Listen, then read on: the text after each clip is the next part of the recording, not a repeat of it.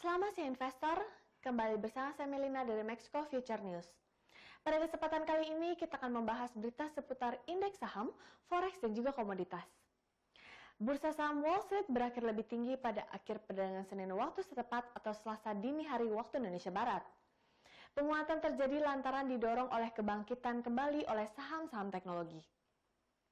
Selasa 15 September 2020, indeks Dow Jones Industrial Average naik 327,69 poin atau 1,18% menjadi 27.993,33. Kemudian S&P 500 naik 42,57 poin atau 1,27% menjadi 3.383,54. Sedangkan indeks komposit Nasdaq menguat 203,11 poin atau 1,87% menjadi 11.056,65.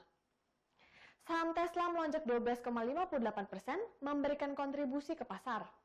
Saham Tesla masih turun lebih dari 15% dalam sebulan pada penutupan Senin waktu setempat.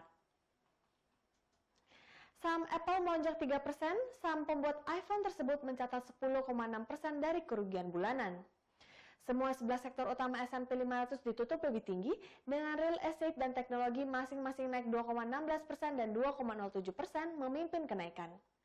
Perusahaan Tiongkok yang terdaftar di Amerika Serikat diperdagangkan lebih tinggi dengan semua perusahaan teratas berdasarkan bobot di indeks Tiongkok 50 yang terdaftar di S&P Amerika Serikat mengakhiri hari dengan catatan optimistis. Sementara itu, Inggris dan Jepang sukses untuk mengamankan perjanjian perdagangan bebas yang merupakan kesepakatan perdagangan besar pertama Inggris sebagai negara perdagangan independen setelah Brexit. Kesepakatan tersebut diharapkan memberi efek positif terhadap laju perekonomian di masa mendatang.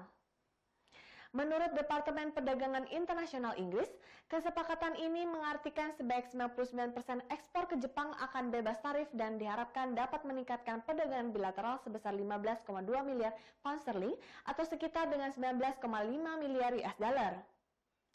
Departemen Perdagangan Internasional Inggris mengatakan perjanjian kemitraan ekonomi komprehensif Inggris dan Jepang pada prinsipnya telah disepakati oleh Menteri Perdagangan Internasional Inggris Liz Truss dan Menteri Luar Negeri Jepang Motegi Toshimitsu.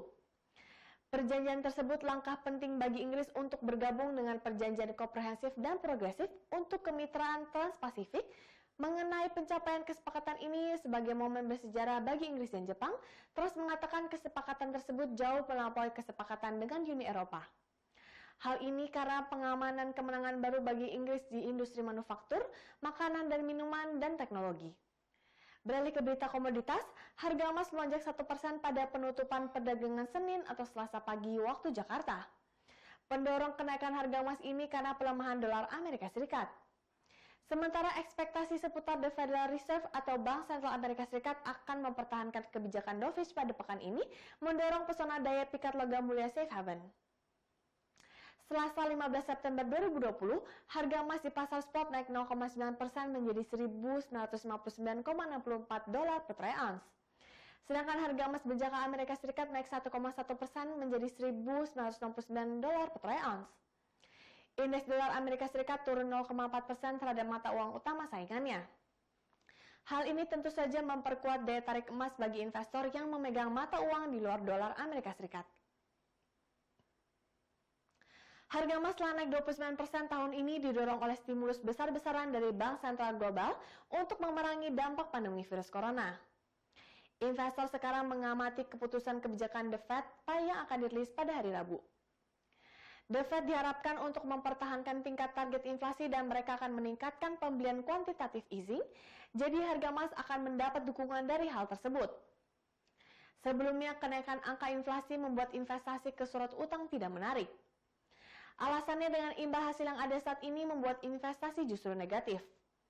Hal ini tentu saja memberikan ruang bagi harga emas untuk melambung karena investor menjadikan logam mulia sebagai instrumen safe haven.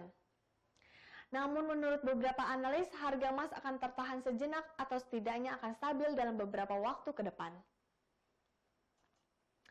Sedangkan harga minyak turun pada penutupan perdagangan Senin atau Selasa pagi waktu Indonesia Barat, di tengah kekhawatiran pemulihan ekonomi global yang terhenti. Selain itu, penurunan harga minyak juga dipengaruhi oleh langkah Libya yang siap untuk melanjutkan produksi.